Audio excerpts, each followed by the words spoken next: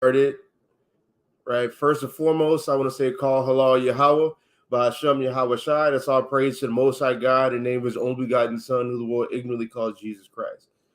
So this is like our 5th or 6th women's study class that I got going on, and I'm going to start a new thing for the next 3 to 4 weeks, and we're going to be eating off of Proverbs 14:1. Right now I'm just calling it the Proverbs 14:1 project. Right, we're gonna just be eating off of that one verse and branching off of different topics, which are gonna get explained when we first start this. So let's go ahead and get that. This is Proverbs 14:1. It says, "Every wise woman buildeth her house, but the foolish plucketh it down with her hands." This verse, we're about to be eating off of this verse for at least a month, dealing with different topics as far as establishing your household, maintaining your household, and letting it continue. And the things we can do, the things really women can do to destroy their house, and things women can do to build their house. So I'm gonna read this again, and then I want to highlight some words in the Hebrew out of this verse. This is Proverbs 14:1. Again, it's every wise woman buildeth her house, but the foolish plucketh it down with their hands. So let's look at this word in the Hebrew for build, or is it buildeth? Strong's H 1129. Bana. Bana. Strong's H 1129. Bana. Let's see how it's used. It says to build, to rebuild, establish, and cause to continue. So the wise woman can do these things, right? Because we have women who are single. We have women who've been in relationships, like we're currently in relationships right now, right? And they want their relationships to continue. It also says to rebuild, right? Because we all go through things. We all go through tough times in our relationships, and allowing ourselves to be wise, we can rebuild our relationships. We can repair those cracks, and all of these 4 things, like to build, rebuild, establish, cause, and continue. We're going to touch on all 4 of these things, right? In all 4 of these classes. So I want to look at another one. Let's see. How do I go back? Where it talks about the foolish woman, right? It's about the foolish. I want to look at the root of this word. Strong's 191, evil. Strong's H 191. Evil. Evil. Second entry. Evili. Evili. Yeah, so it's evili or evil, however you want to say it, right?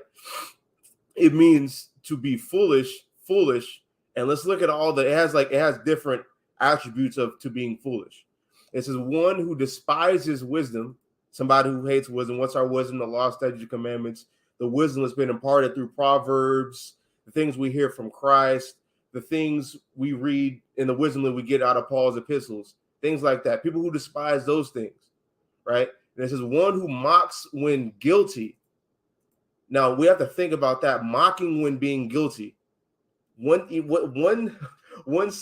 phrase you can say that represents in nowadays times is not taking accountability. Mocking when you're wrong about something, or not taking accountability and be like, let me move forward from this and let me change or repent for my actions. Right? Another one says one who is quarrelsome.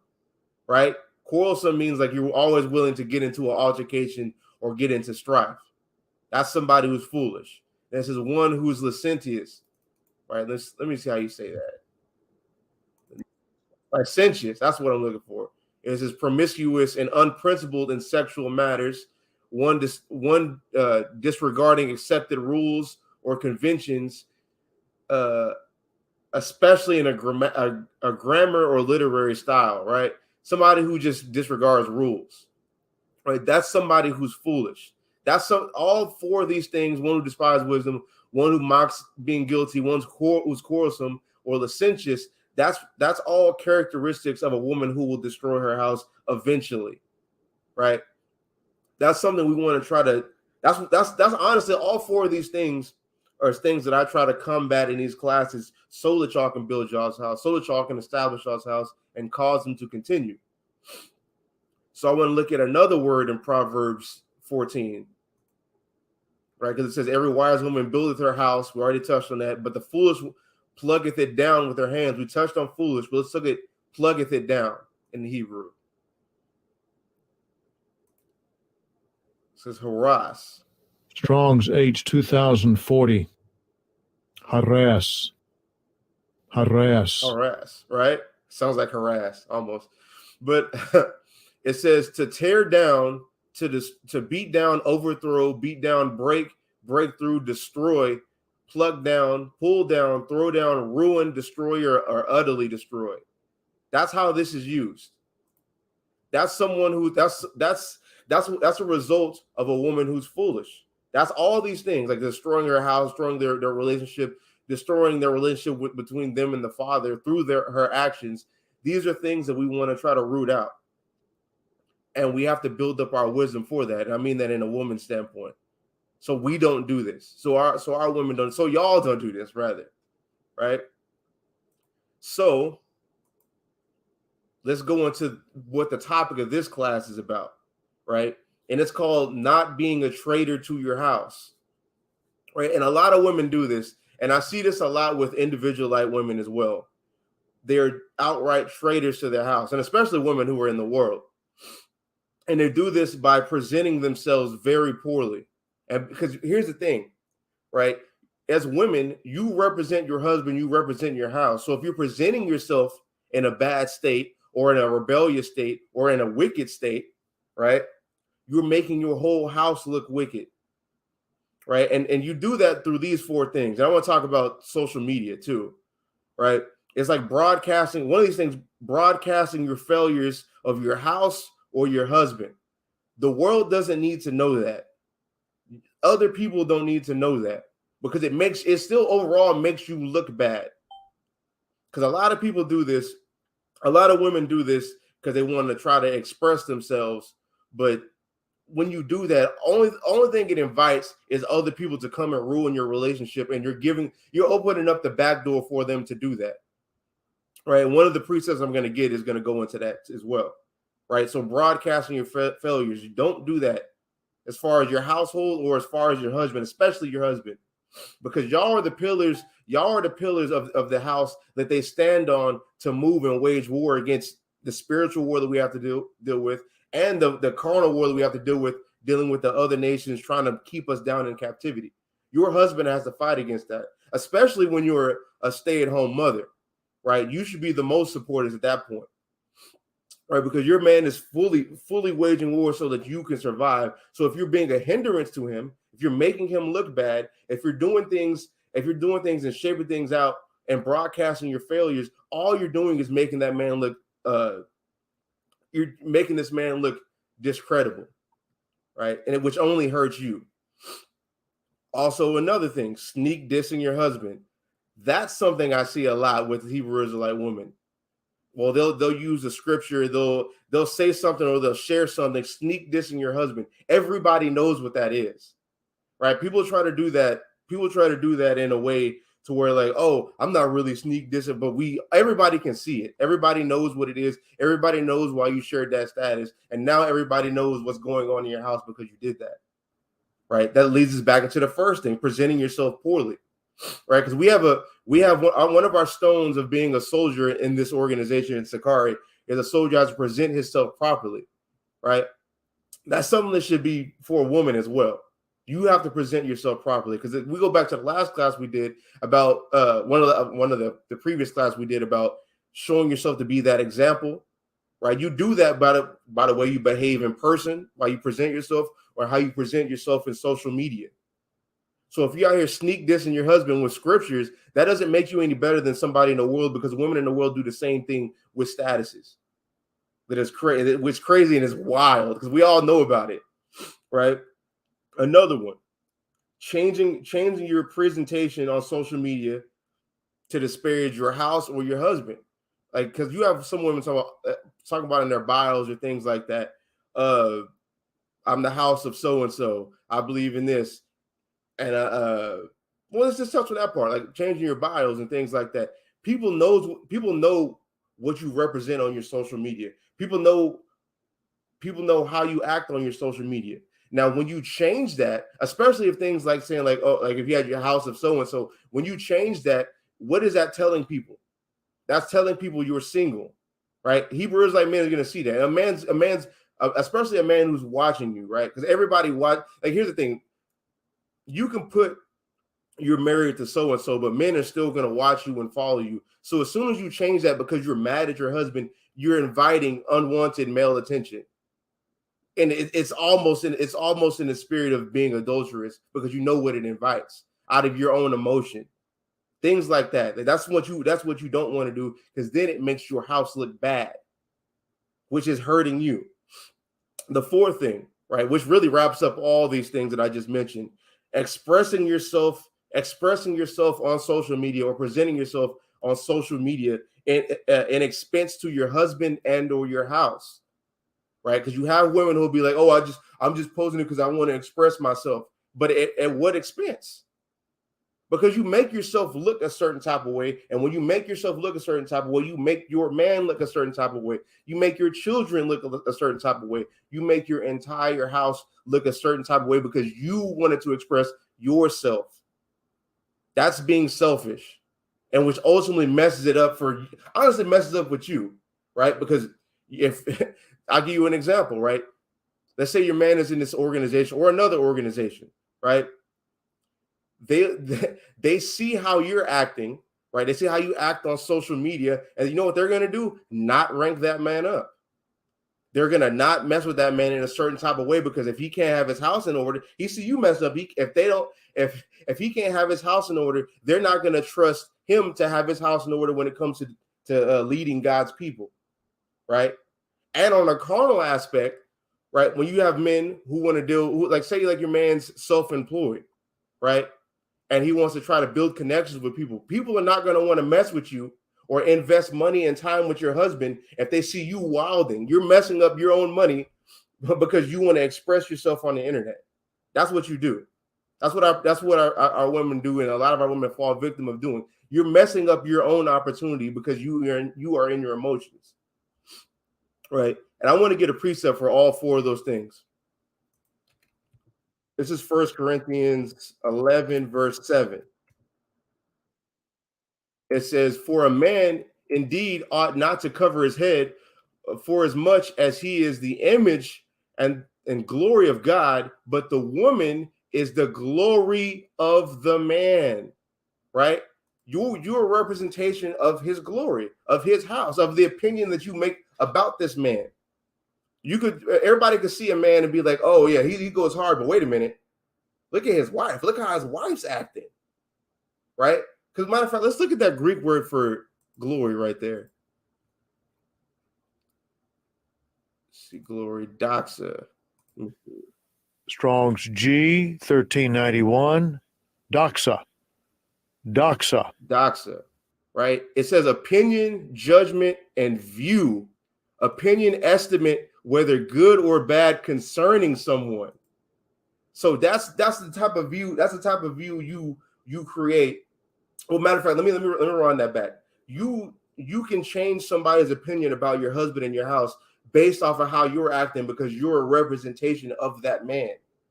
You're the doxa or glory of that man. And it could be the opinion or estimate whether something's good or bad. So if you represent yourself in a good way, all right, and your husband representing his house in a good way, they're going to have a great opinion and judgment and view of your household. But if you're out here being a renegade, right, and you're not being checked by your husband, people are going to assume that your husband does not know how to run his house, and they're not going to want to invest into him as far as organization wise, nor are people who want to invest in him with money. I'm not about to form business with somebody who's a woman who's acting up on social media and she's not being checked, talking to other men, big up in other men, doing things like that. If I can't trust you to run your house, I'm damn sure not about to trust you with hundreds, thousands, or millions of dollars. Hell no, that's not happening. So that's something we need to. As far as our women need to be conscious of. You're messing up your own money by trying to express yourself, and at the end of the day, you're making yourself a hypocrite, because that's against you doing that. is against the word of God, which makes you a hypocrite. So when your way of trying to disparage a man or trying to make yourself and try to alienate yourself from the failures of your man and post them on the internet, you make yourself a hypocrite. And let's see what Proverbs 11 says about a hypocrite. It says that Proverbs 11 verse 9, a hypocrite with his mouth destroyeth his neighbor, but through knowledge shall the just be delivered. Right? So we already started this off with Proverbs 14:1, right? A wise woman builds her house and a foolish woman plucks it down, right? A foolish woman is that hypocrite woman who does not understand wisdom and does not try to hold herself accountable for her actions, right? And in doing that and presenting your house in this messed up state by you being messed up, you make yourself a hypocrite. You say you believe in God, but you're showing yourself not to be through your actions, right? I want to get a precept to that, actually. I didn't even write this down, but I thought about it just now. Titus 1:16. I think it's 1:16 and 1:10. Yeah, Titus 1:16 is they profess that they know God, but in works they deny him, being abominable and disobedient unto every good work reprobate. Right? Like our women can say they believe in God, but if you out here sneak this and using God's word to sneak this your husband on the internet, right? That's you're a liar. Let's just be honest. You're a liar. You're being a hypocrite. So let's go back to Proverbs 11, verse 9. It says, a hypocrite with his mouth destroyeth his neighbor. We know who our neighbor is. That's our own people, right? And how much more of a neighbor would it be for your husband to be, right? You can destroy your husband through how you're acting on social media and with your mouth and how you're presenting yourself before other people. It says, but through knowledge shall the just be delivered. We saw a wise woman builds her house. So a wise woman uses knowledge and she puts herself in a position to be saved so that her husband and the rest of her house could be in a well-off position to be saved. It'll go well with you, right? Verse 10. When it goeth well with the righteous, the city rejoices, just like your house. If a man and a woman is in order, right, and the children in order, your house rejoices. It goes good for you, right? It says, and when the wicked perish, there is shouting. That's when there's contention. When things is going on in the household, when you're taking hits, that's when it's time for the devil to seep in, and now there's contention in your house, right?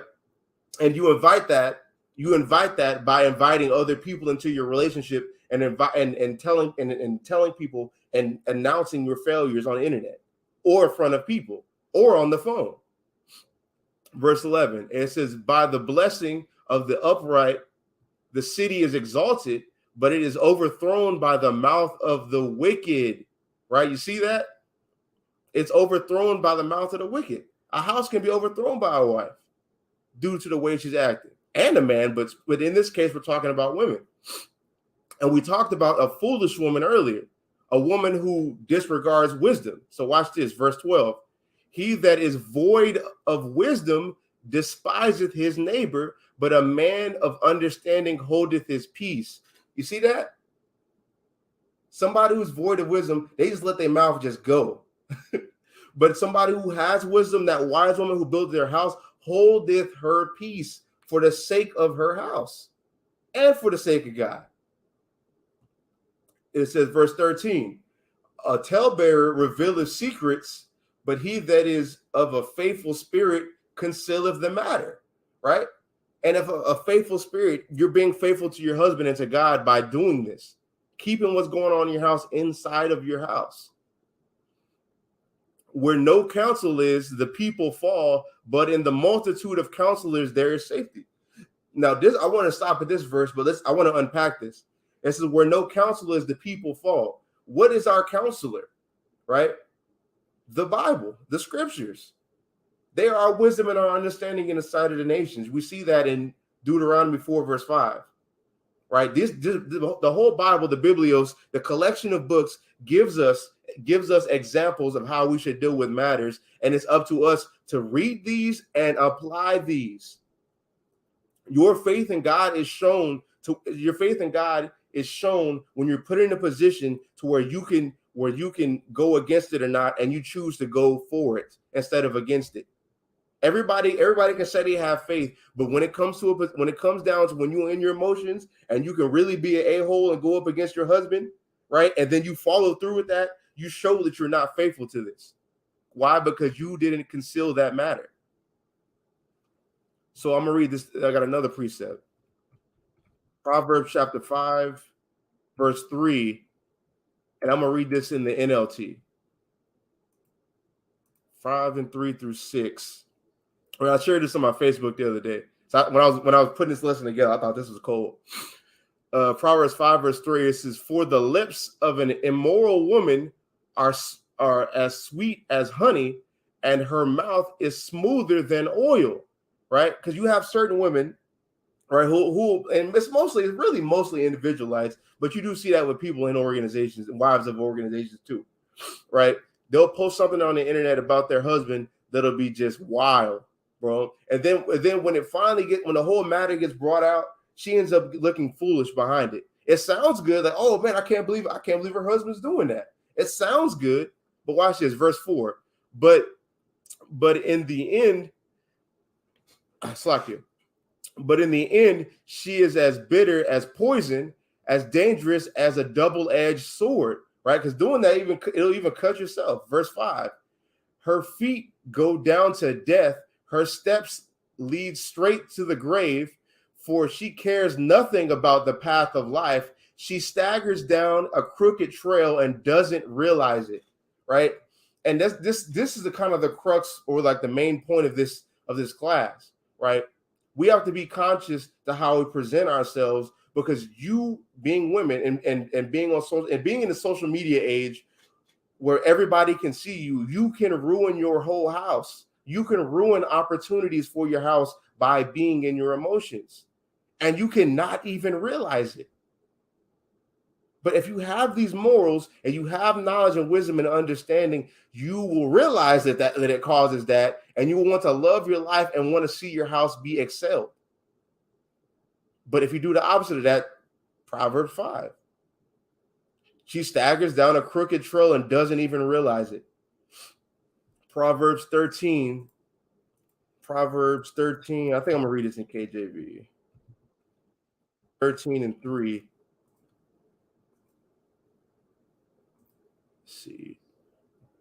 Yeah, Proverbs 13 and 3. He that keepeth his mouth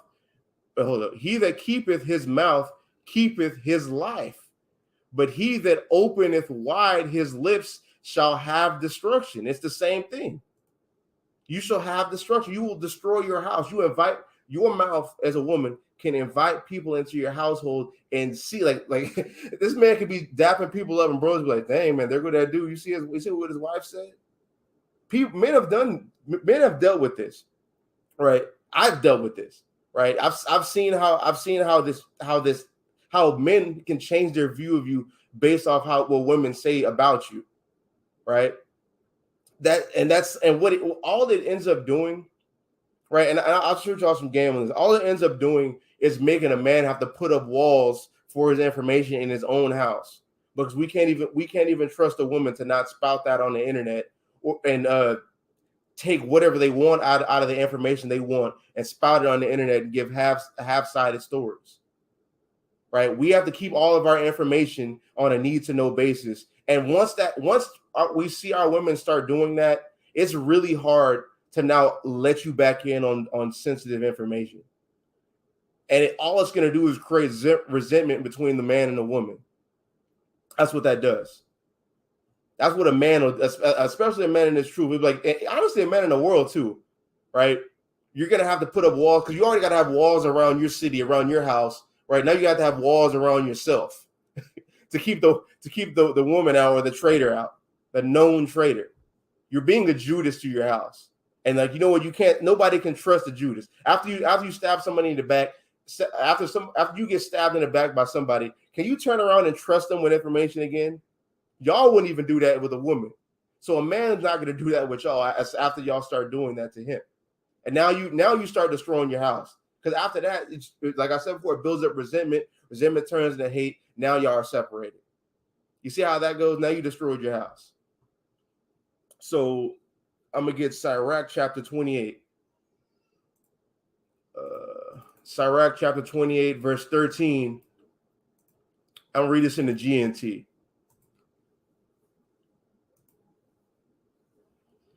Okay, where are we at? Okay, there we go. Sirach 28, verse 13.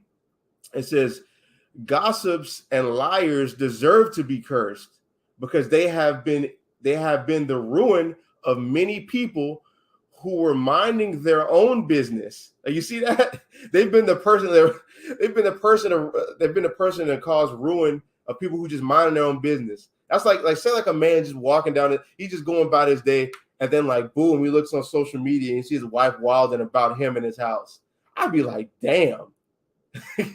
Now you just ruin my whole day. Now I got to deal with this situation. Everybody's seeing that. Now I got to talk to my man or talk to my friends and things like that, and be like, okay, it's not this. Now I got to give my side of the story. Then it's cross-examination. It just looks horrible, right? Those people deserve to, like, those people and women deserve to get cursed for that, because you're destroying people who mind their own business, right? So many have had their lives ruined and have been driven from their homes because of people who meddled in their business, right? Such unwanted interference has resulted in the destruction of strong cities and homes of respected people. That doesn't even need a breakdown. I'm gonna give one, but it doesn't even need a breakdown. That, like, inviting people into your house, that's destroyed strong city, fortified cities. Fortified cities have been destroyed by giving out information to people who's outside of it to come take it. Those people should be cursed. You see that? And watch this. And it said homes of respectable people, because you'll have a man who's like looked at a certain type of way towards everybody as a public figure, and now here come their wife telling half truths, leaving out things. And I'm not trying to just, and when I say this, I'm not trying to just excuse all men for doing things, but there are a lot of women, and I know y'all have seen it, where women tell half-sided stories, and then it gets cross-examined, and now their whole house looks silly. Like, that's happened to plenty of respectable people, even in its truth. It's verse 15. It says, meddlers have caused faithful wives to be divorced, robbed of everything they had worked for. That's Proverbs 14. About the foolish woman.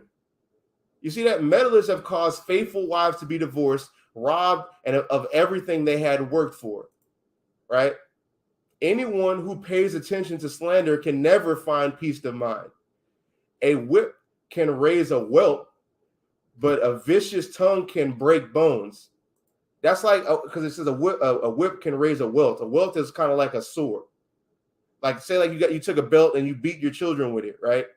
Say they was acting up, you got to pull the switch out on them, right? It could leave a sore, but some slander in front of everybody, that can break bones. As far as like, say like you said something bad about your husband to people, right? You may forgive that, but now the whole world just remembers that.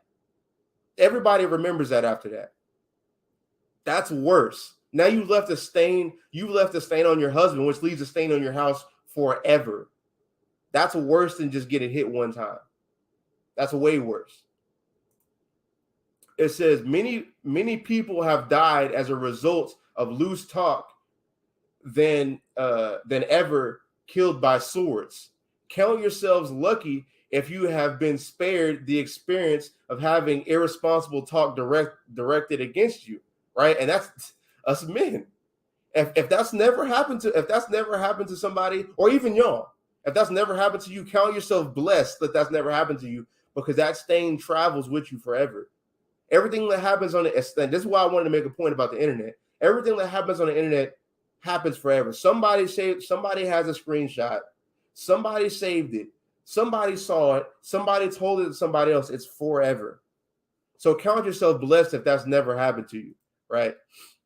It says, if you have never had the iron yoke around your neck or those heavy chains on your legs, slander leads to a miserable death, but in fact, you'd be better off dead, right? Because it causes slander causes a stain to be on you, especially on the internet, causes a stain to be on you forever, right? And the more it happens, the more it's just piled on your back to where you're wearing the weight of the world on your as far as a man, you're wearing wearing the weight of the world on your back, right? And you're just adding more weight. Being a wife is just sitting there, just slandering him and saying all these things, adding more weight to where it's to the point where you can't even a man who's going through that can't even leave their house properly, right? And when the man falls, what happens when you cut the head off a snake or another? Well, not a snake, just a regular animal. They die. The rest of the body dies. The women and the children make up the body. The man being the head. If you're making it hard for the man and cutting off his head and cutting him off, that cuts you off. You've destroyed your house. It leads to a miserable death because that's not something that's quick. It's not something that's quick or fast. That's something that's slow and it builds up. And it's almost like you almost rather be dead I'd rather be dead than to have to carry on all this weight all the time. That's why it says that. See, Sirach 26 and 7. Yeah, Sirach 26 and 7 in the GNT. It says, a bad wife is like a yoke that doesn't fit. Trying to control her is like holding a scorpion, right? So when you're being out of order, what it feels like for a husband in that situation is like trying to hold a scorpion. Scorpions don't like to be held. You grab them, the first thing they're doing is trying to stab you so they can get put down.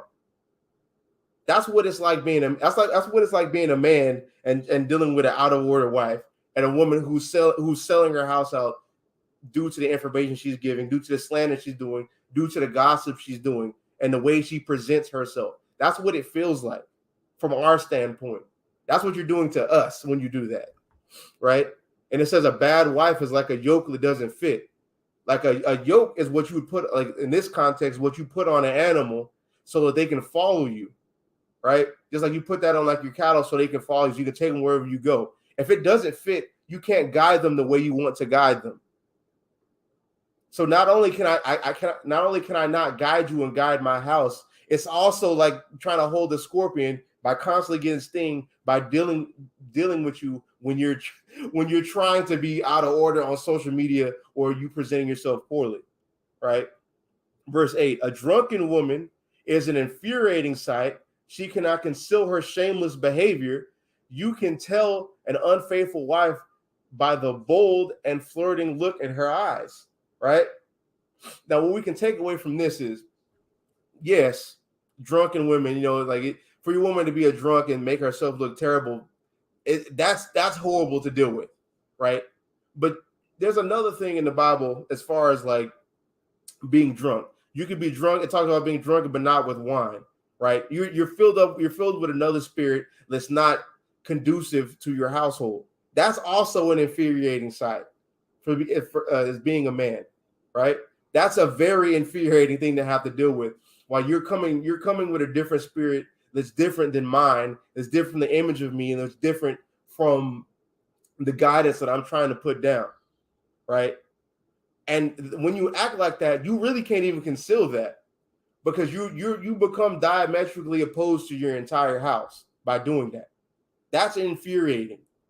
That's terrible to deal with, and we absolutely hate that. But I'm gonna jump up to verse 1 because I want to end on a good note, right? It says the husband of a good wife is a fortunate man.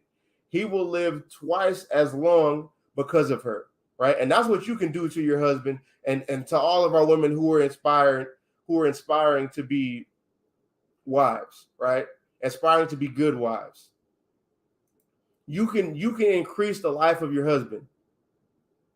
Let me where did this go? Okay, yeah, there it goes. Right. It says a fine wife is a joy to her husband, and he can live out his years in peace. Because here's the thing, when you're taking care of what you're supposed to be taking care of, if you're being a peace unto this man, if you're being the pillars he can stand on to wage war on a carnal and spiritual level, right? You take off a lot of weight that the world is trying to put on him so he can wage a better warfare. Think about a man who's running, trying to fight a war with armor that's like 2 times his size, you think he's going to be effective? He's not. He's not going to be effective. He's going to be a sitting duck to be devoured by the opposer, Hashatan, Satan. But y'all can be that light armor on him to where he can move around and be nimble and fight better. That's what y'all can do by being a peace unto him. It says a fine wife is a joy to her husband, and he can live out his years in peace. A good wife is among the precious blessings given to those who fear the Lord. Whether such men are rich or poor, they will be happy and always look cheerful, right? And just think about that. Think about that, right? Whether he be rich or poor, whether you up or whether you down, if you have a wife who's being supportive, that could put you in a better position and a better morale to get you out of that poor state. Y'all have to look at it like weird. And I'm not trying to even be rude about the situation. It's just honestly, you have to look at us like we are the prize, we are the money, we're the breadwinner. If you're making it hard on us, you are hurting your own bread. You're hurting your own pockets by being contentious, by being a bad wife. You want to be a good wife so we can live twice as long and support you and be husbands and protectors and guardians for you and your children for twice as long. That's how you be a good wife. That's how you not be a traitor to your household, but a help to your household. But that's all I got today. Has anybody got any questions? God. But with that, I'm going to say, call halal Yahweh by Shem Yahweh Shai, and say shalom to y'all sisters. Shalom.